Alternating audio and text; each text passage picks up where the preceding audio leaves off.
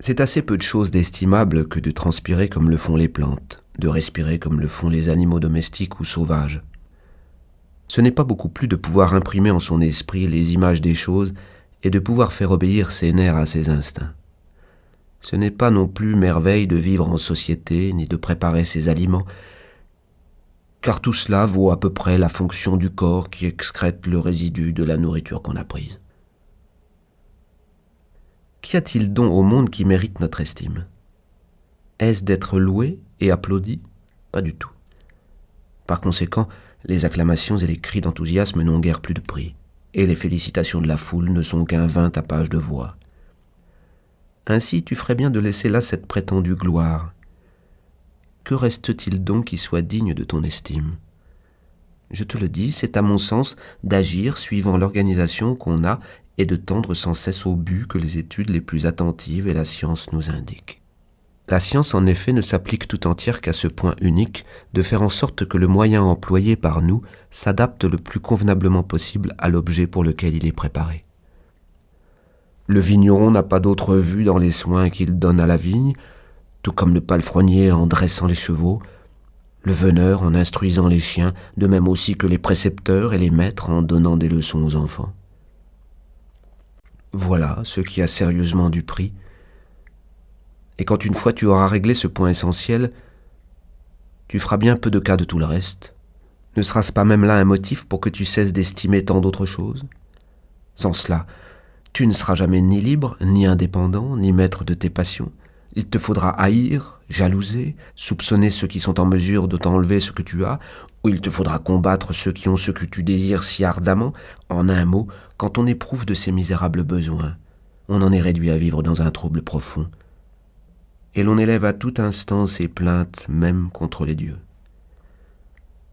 Au contraire, en respectant et en honorant la pensée qui est en toi, tu te rendras aimable à tes propres yeux. Tu te mettras en harmonie avec tes compagnons et en accord avec les dieux, c'est-à-dire que tu les remercieras de tous leurs dons et de tous leurs décrets. Quelle singulière contradiction ! On a grand-peine à louer les gens de son temps et les personnes qui vivent avec nous, et quant à soi, on désire ardemment être loué par la dernière postérité, c'est-à-dire par des gens qu'on n'a jamais vus et qui ne vous verront jamais. Autant vaudrait se désoler de n'avoir point obtenu les louanges flatteuses qu'auraient pu nous donner les siècles précédents.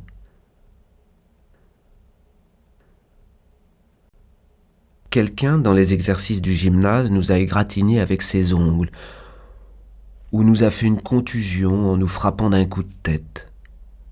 Nous ne paraissons même pas nous en apercevoir. Surtout, nous n'en sommes point offensés, et nous ne le prendrons pas plus tard pour un homme que nous devions soupçonner de nous tendre des pièges. Toutefois, nous nous en méfions. Mais ce n'est pas comme d'un ennemi, ce n'est pas une méfiance hostile.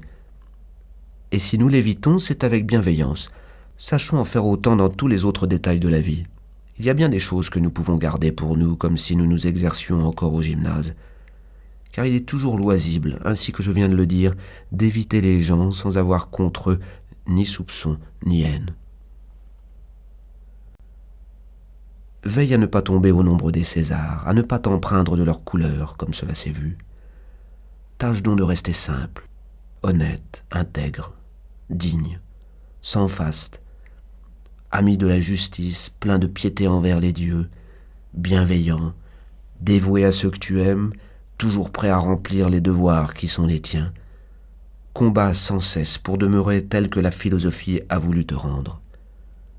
Adore les dieux, protège les hommes, la vie est courte, et l'unique fruit de la vie que nous menons sur terre, c'est une disposition sainte de notre cœur, ce sont des actes utiles à la communauté.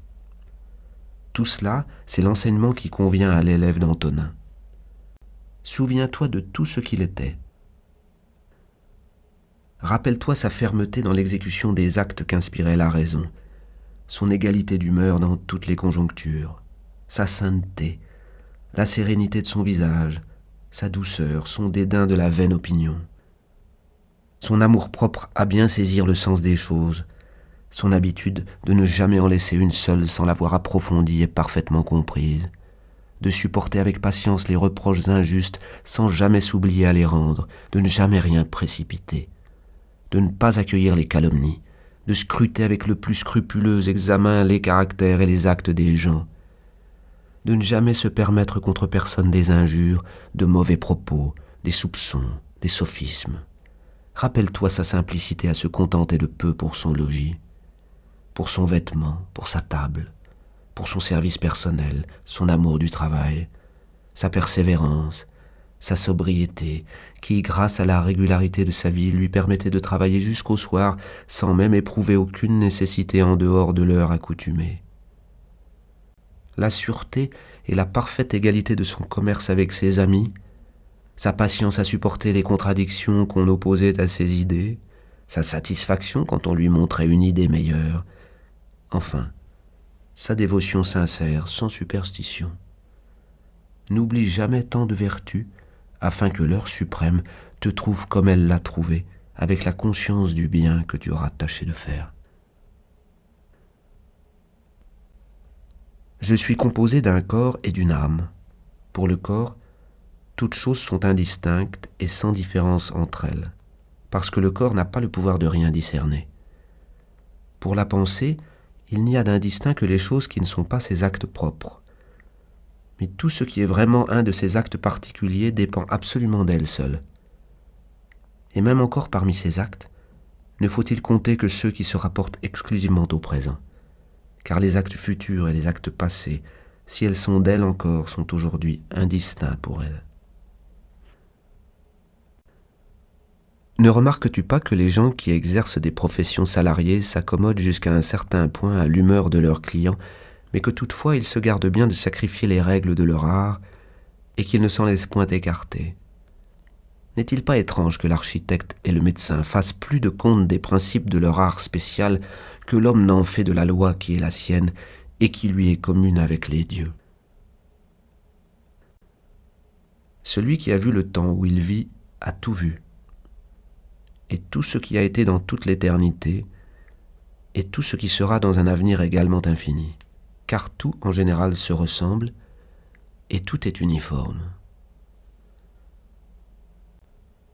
Un instrument, un outil, un appareil quelconque, quand il remplit la fonction pour laquelle il a été conçu, est parfait.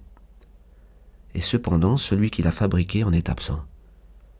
Mais pour les choses qu'a créées la nature et qu'elle renferme, la force ordonnatrice est à leur intérieur, et elle y persiste. C'est là pour toi un motif de l'adorer encore davantage, en reconnaissant que, si tu vis et te conduis conformément à sa volonté, tout alors se règle en toi sur l'intelligence.